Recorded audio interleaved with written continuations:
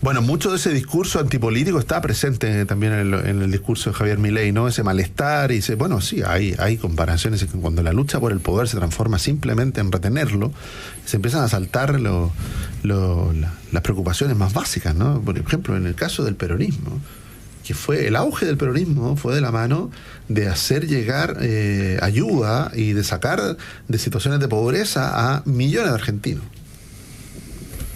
Pero resulta que la deriva, 50 años después, ¿no es cierto?, hacia el final de este peronismo kirchnerista, entre la corrupción y el aumento de la pobreza, se transformó en un gobierno que le hizo mucho daño a Argentina. Objetivamente, los indicadores, ¿no? Si uno mira, si uno podrá haber diferencia, pero cuando ayer el presidente Javier Milei dice 40% de los argentinos viven en situación de pobreza. Eso, para nosotros desde Chile, mirá, es una locura. Porque es el fenómeno inverso de nuestra realidad, ¿no? Nosotros hace 40 años atrás también aquí había 50% de pobreza, hoy día se ha reducido al menos del 10%. En Argentina el fenómeno totalmente inverso. José Francisco Lago. No, una cosa a propósito de lo que mencionabas tú, Gonzalo, es no creer que los buenos indicadores o los indicadores económicos son cosas permanentes en el tiempo. Es decir, no porque uno le haya ganado espacio a la pobreza significa que eso siempre lo va a tener en su país, sino que son desafíos constantes y hay que estar actualizándose en el tiempo. Ahora, a propósito del caso argentino, y lo conversábamos también el otro día con José Ramón, son las particularidades que tiene Argentina.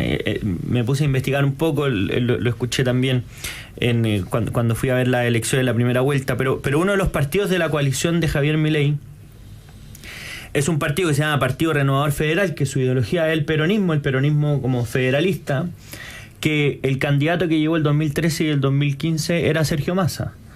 Y ahora era un partido integrante de La Libertad Avanza, que es un partido integrante de la coalición del presidente Milei. Es decir, estamos en una situación bastante particular, bastante sui generis, que no corresponde, o no responde más bien a la línea o a la hoja de ruta que todos conocemos habitualmente, ¿verdad? Y en ese sentido, yo creo que hay que hacer... Dada esa realidad, hay que hacer muchos matices cuando algunos buscan extrapolar esa realidad argentina a lo que está pasando en el resto de los países, en particular a lo que está pasando en nuestro país. Es decir, como si un fenómeno como Milei podría replicarse en nuestro país, porque las circunstancias son completamente distintas, ¿verdad?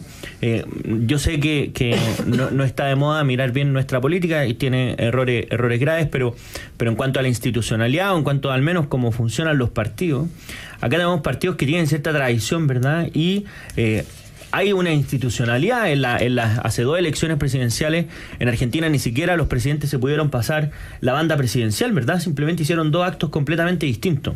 Yo creo que esa particularidad no se da en otros lados, se da solamente en Argentina, pero hay fenómenos bastante interesantes, pero que hay que acogerlos con beneficio de inventario. Y ese beneficio de inventario, esa discusión de qué cosa coger, qué cosa no, es donde está en fondo la gracia de la discusión política, porque claro, si no, nos terminamos creyendo que cualquier cosa se puede repetir en cualquier lugar del mundo, cuando la idiosincrasia de los países tiene su particularidad, evidentemente.